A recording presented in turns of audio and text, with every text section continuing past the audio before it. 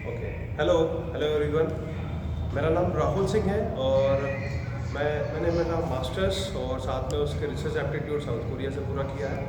तो आज हम केमिस्ट्री का काफ़ी इंटरेस्टिंग टॉपिक देखने वाले हैं। काफ़ी बेसिक टॉपिक है जहाँ जहाँ पे बच्चों को सबसे ज़्यादा तकलीफ आती है जिसे हम ऑर्गेनिक केमिस्ट्री में देखते हैं, और ये टॉपिक है आइसोमेरिज्म। इस आइसोमेरिज्म में आप आज हम लोग देखेंगे कि how to find out the GI मतलब होता है ज्योमेट्रिकल आइसोमेरिज्म। जो हम टॉपिक अभी यहाँ पे डिस्कस करने वाले हैं उसका नाम है आइसोमेरिज्म। तो आइसोमेरिज्म की जब बात करेंगे हम आइसोमेरिज्म की बात कर रहे हैं यहाँ पे। आइसोमेरिज्म की जब बात हम करेंगे यहाँ पे, तो इस केस में क्या होगा कि यहाँ पे सबसे पहले हम जो बात करने जा रहे हैं ज्योमेट्रिकल आइसोमेरिज्म की। हम लोग बात करेंगे इस केस में ज्योमेट्रिकल आइसोमेरिज्म। Geometrical isomerism. तो ज्योमेट्रिकल आइसोमेरिज्म होने के लिए सबसे जरूरी होता है कि वो आइसोमर हो। तो पहले सबसे पहले डेफिनेशन इसकी हमको पता होनी चाहिए कि व्हाट इज जीआई, या फिर इसको शॉर्ट में हम लोग कहते हैं GI. What is geometrical isomer. तो इसमें हमको एक चीज़ पता होती है कि स्ट्रक्चरल फार्मूला, जो भी स्ट्रक्चरल फार्मूला होगा हमारे पास, स्ट्रक्चरल फार्मूला ये होगा सेम इस केस में। स्ट्रक्चरल फार्मूला कैसा होगा, सेम यहाँ पे, ठीक है। और इसके बाद में फिर हम यहाँ पे देखेंगे कि स्ट्रक्चरल फार्मूला सेम होने के बाद में मॉलिक्यूलर फार्मूला जो होता है, मॉलिक्यूलर फार्मूला ये भी सेम होता है। तो जब ये दो एंटिटी हमारे पास सेम हो जाएंगी, ये दो जो एंटिटीज होती हैं जब ये सेम हो जाती हैं, तो इस केस में हम लोग देखते हैं जो मेन चीज़ है जो डिफर कर रही है, जो डिफरेंस मेनली हमको देखना है वो डिफरेंस होता है कि 3D जो ज्योमेट्री है, 3D अरेंजमेंट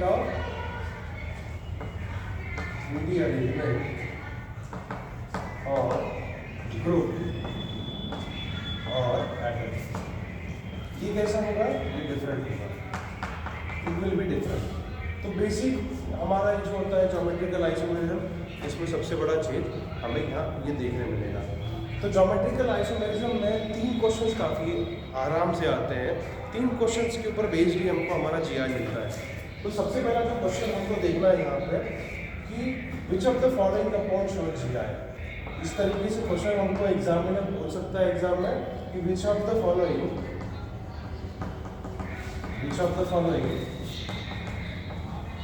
shows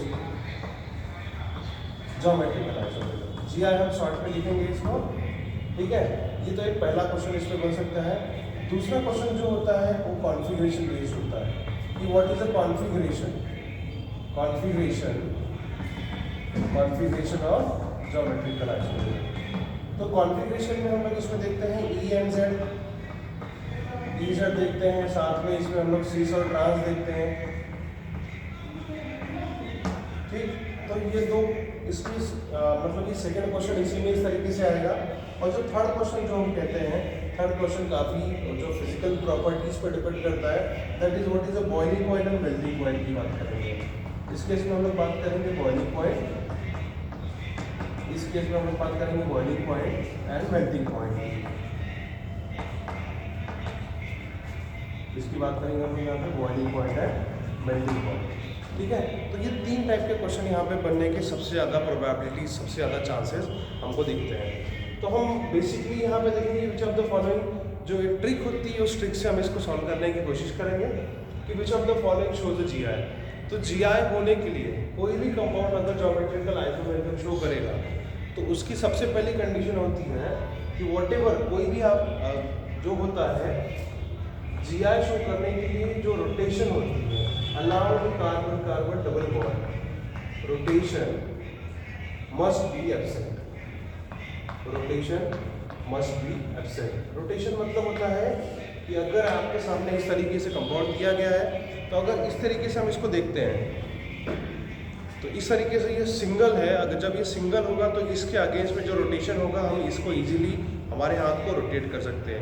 वहीं पे अगर हम लोग और एक चौक लेंगे, इस केस में अगर हमने यहाँ पे और एक ये चौक ले लिया है, इस चौक को हमने इस यहाँ पे सामने प्लेस कर दिया हमारे, ठीक है। तो ये चौक जैसे ही हमारे पास आता है यहाँ पे, इस केस में यहाँ पे इजीली रोटेशन नहीं हो पाती। आप देख पा रहे होंगे, कैमरा में दिख रहा है कि मुझे क्लियर नहीं है, बट यहाँ पे रोटेशन ब्रेक कर सकता है ये।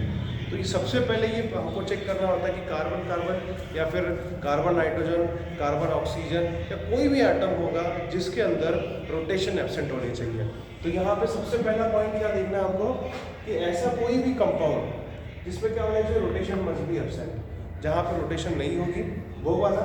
और दूसरा उसी में हमको टॉपिक देखना होता है कि जो सेंट्रल एटम होगा अक्रॉस जो डबल बॉन्ड होगा, डबल बॉन्ड के जो एडजेसेंट वाले एटम होंगे उस एटम के ऊपर, मतलब different group should be attached, different group should be attached, should be attached to same atom, to same atom. इसमें हम थोड़ा ज़्यादा डिस्कशन करने का पॉइंट है हमारे पास यहाँ पे, जैसे कि यहाँ पे जैसे अगर कार्बन कार्बन ले रहे हैं, सपोज हमने कार्बन और कार्बन ले रखा है यहाँ पे, तो ये कार्बन है, इस कार्बन की बात करें जो लेफ्ट हैंड साइड में हमको यहाँ कार्बन दिख रहा है, whenever we talk about this carbon, तो इस कार्बन में क्या होगा, सपोज यहाँ पे कोई एटम या ग्रुप जुड़ा हुआ है ए नाम से, तो ये जो ए है, ये ए अगर यहाँ पे वापस ए आता है तो this should not be done. यहाँ पे हमें इसको चेक नहीं करना है, because different group should be attached on the same atom. तो ये एटम जो है इस पे डिफरेंट ग्रुप आने चाहिए। तो जैसे कि यहाँ पे बात करें, अगर यहाँ ए और बी जुड़ा है तो ये प्रोबेबिलिटी है कि ये GI की तरफ जाएगा। तो यहाँ पे हमको ये मेक श्योर करना होगा कि जो भी एटम हमारे पास मिलेगा हमको यहाँ पे, जो भी एटम हमको दिखेंगे यहाँ पे, इसकी जब हम बात करेंगे तो ये ए और बी यहाँ पे होना चाहिए, ठीक है। तो ये इस तरीके से हमको दिख रहा है। तो तीसरे की जब बात करेंगे, तीसरा जो मेन रूल है हमारा, that whatever molecule is there, जो भी मॉलिक्यूल होगा it must lie in a same plane. कहाँ आना चाहिए, lie in same plane, okay. ये कहाँ आना चाहिए, lie in a same plane. तो इस तरीके से हमको देखना है कि ये कॉन्सेप्ट लगाना कैसे है, मैं आपको इसके बारे में बताता हूँ, how to use this concept over here. तो यहाँ पे ये तीन हमारे इक्वेशन है जो मेनली हमको यूज करने हैं। पहला है different group should be like it must be like rotation must be absent. तो जैसे कि एग्जांपल हमारे सामने हम ले रहे हैं कि कार्बन कार्बन हमने डबल बॉन्ड ले रखा है इस और यहाँ से इसको जोड़ दिया हमने CH3, यहाँ पे एक जगह CH3 है और एक H है, ठीक है। तो इस केस में हमको क्या चेक करना है, बस कि यहाँ पे ये जो इस कार्बन से इस कार्बन तक यहाँ पे रोटेशन मस्ट बी एब्सेंट, मतलब कार्बन कार्बन डबल बॉन्ड आ चुका है। इसका मतलब ये है कि ये पहला रूल तो फॉलो हो चुका है इस केस में, ठीक है। दूसरे की बात करें, different group should be attached to the same atom. तो यहाँ पे डिफरेंट ग्रुप अटैच है कि नहीं ये चेक करना पड़ेगा। तो इस केस में यहाँ पे सेम ग्रुप अटैच है, तो ये यहाँ पे GI शो नहीं करेगा इस केस में। तो ये एक एग्जांपल है। और इसी केस में फिर दूसरे को हमको चेक करने की जरूरत नहीं है, वहीं पे हम लोग एग्जांपल ले सकते हैं कार्बन ऑक्सीजन, और सपोज हमने यहाँ प्लस लगा दिया और ये प्लस लगा के यहाँ पे एक हाइड्रोजन जोड़ दिया है। तो इस केस में हम क्या करेंगे, यहाँ पे CH3 लगा देंगे और यहाँ पे एक H लगा दिया हमने, ठीक। इसका मतलब ये है कि there are two different items are there and यहाँ पे ये चेक करना है कि कार्बन ऑक्सीजन के बीच में इस केस में यहाँ पे रोटेशन जो है हमारी एब्सेंट हो चुकी है, ठीक है। जब रोटेशन एब्सेंट हो चुकी है तो इस केस में हमको समझना पड़ेगा कि रोटेशन एब्सेंट होने के बाद में सेकंड पॉइंट फॉलो हो रहा है कि नहीं हो रहा है। तो इस कार्बन का जब आप देखेंगे ध्यान से, यहाँ पे एक हाइड्रोजन लगा है, यहाँ पे CH3 लगा है। इसका मतलब ये है कि two different groups are attached on same atom, ठीक। उसके बाद में चेक करना है कि यहाँ पे जो ऑक्सीजन जुड़ा है, इस ऑक्सीजन से एक हाइड्रोजन जुड़ा है, और यहाँ पे हमको और एक चीज़ पता होती है कि oxygen has one lone pair, मतलब this lone pair is also considered as a group of atom, okay.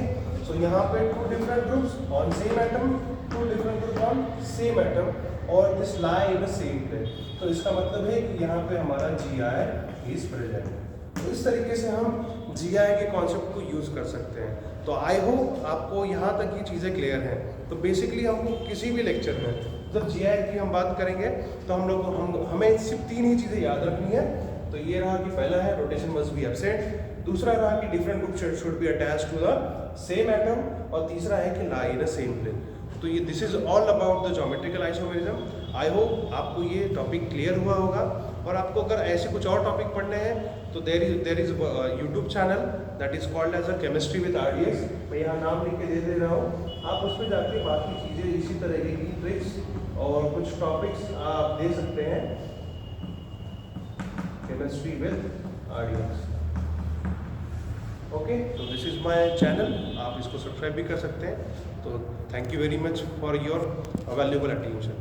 Bye bye.